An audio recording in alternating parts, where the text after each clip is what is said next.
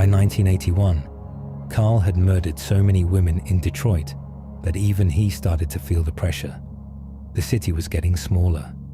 He needed space, new streets, new shadows to disappear into. So he moved. Houston, Texas. Bigger city, more chaos, more noise to hide in. And within weeks, the killing started again. But this time, something changed. Carl fell into a rhythm, a dark routine. Most of his new attacks happened early Sunday mornings. Women, alone in their apartments, preparing for church, drinking coffee, getting ready to start the day. That's when Carl moved. He became the shadow outside your window, the knock on your door when you weren't expecting anyone. Sometimes he found an unlocked entrance. Other times, he asked to borrow something. He didn't look dangerous. He didn't act crazy. But the moment he stepped inside, the door closed, and death followed. He attacked with terrifying speed. There was no build-up, no speech, no hesitation. It was like flipping a switch.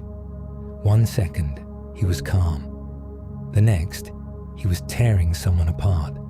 And when it was over, he walked out as quietly as he came in. No one ever saw him leave. The media started calling him the Sunday morning slasher.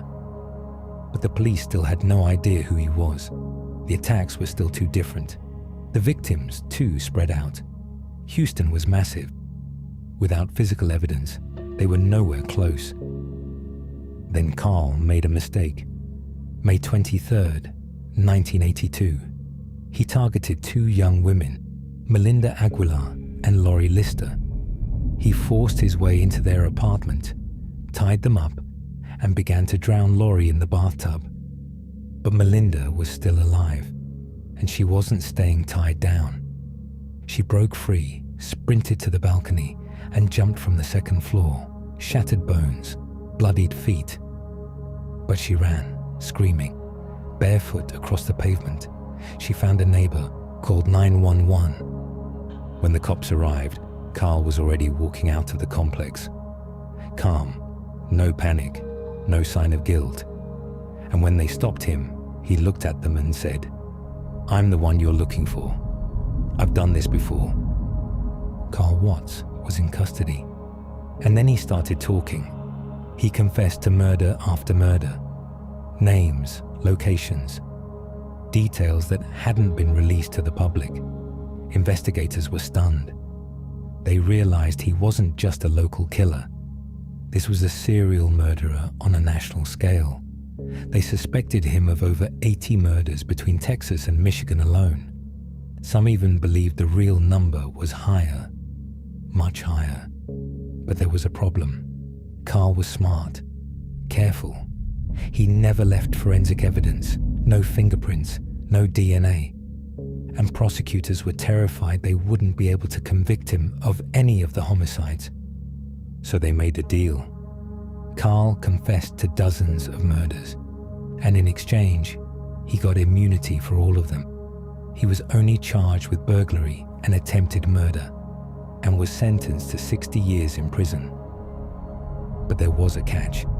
Under Texas law, Carl's crime was considered non-violent, because there had been no sexual assault or robbery involved. This meant that Carl's sentence was lighter than it should have been. Even worse, he could be eligible for parole in as little as 5 years. The public was outraged when they learned about the deal. Families of the victims, along with the general public, were horrified that a man with a body count that stretched into the dozens could be set free so easily. Carl's future remained uncertain, and his past still haunted the families of his victims. However, Carl's fate was far from sealed.